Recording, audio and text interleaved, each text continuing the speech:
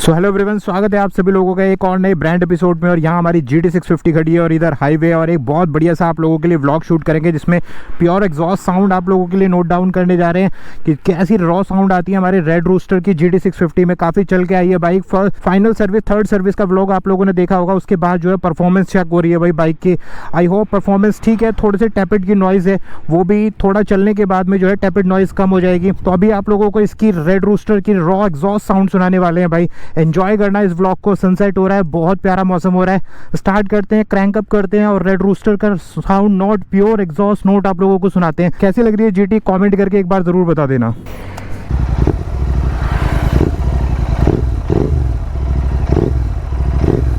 So guys, अब आप लोग हेडफोन वगैरह पहन लो और क्रिस्प साउंड का वेट करो। रेड रूस्टर की प्योर एग्जॉस्ट साउंड कैसी आती है उसका वेट करो।